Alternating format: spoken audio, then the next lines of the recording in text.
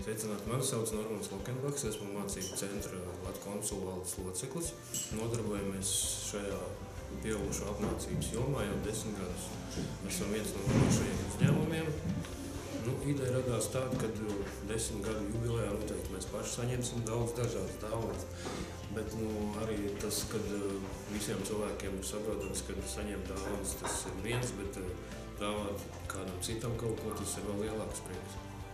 Apīte ir jauniešu māja, kurā dzīvo jaunieši. Vecumā no 16 gadiem līdz 24 gadiem, kuri mācās un kuriem ir nepieciešama palīdzība un atbalsts, lai viņi varētu uzsākt patstāvīgu, neatkarīgu dzīvi.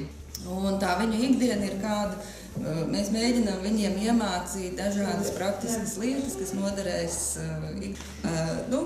Mums piezvanīja brīnišķīga kundze, kura teica, ka viņu iestāde Latvijas konsuls vēlas dāvināt savā dzimšanas dienā kādam dāvanu. Mums bija iespēja izvēlēties, ko mēs vēlamies saņemt šajā dāvanā. Un tad mēs jautājām jauniešiem, ko viņi gribētu. Biznesa konsultāciju mācību centra Sijā Latvijas konsulu vārdā mēs dāvinam jauniešu mājām.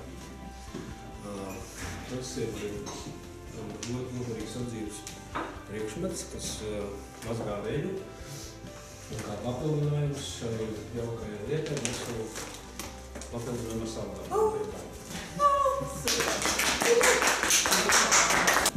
Jauniešu centrs, arī attiecībai pēc paldies jums.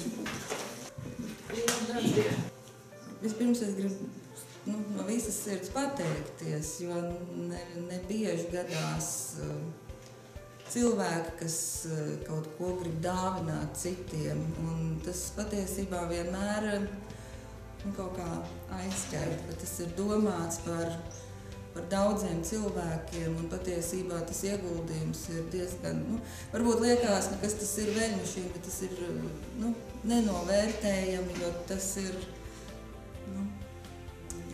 mums īstenībā nav tāda liela Ziemassvētku pieredze, jo jauniešu māja kā jauniešu māja nemaz tik ilgi nedarbojas.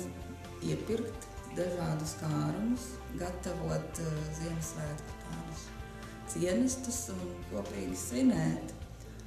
Un mācīties dziesmiņas, pantiņas, jo pēkšņi Ziemassvētku vecītes kaut ko atnes arī jauniešiem, jo īstenībā jau viņi visi ir pelnījuši, tiešām malači viņi ir.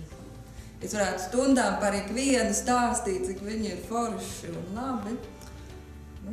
Tā kā svinēsim kopā, mēģināsim būt viena liela ģimene.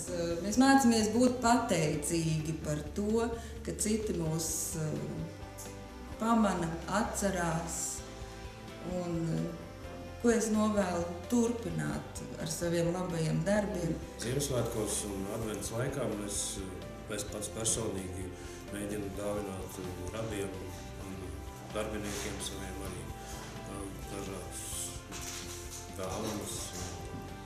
Tas rod tā kā prieku vairāk, ka tu kādam dod nekā saņem. Saviem darbiniekiem novēlu gaišus Ziemassvētkus un laimīgu jaunu gadu panākumus darbā.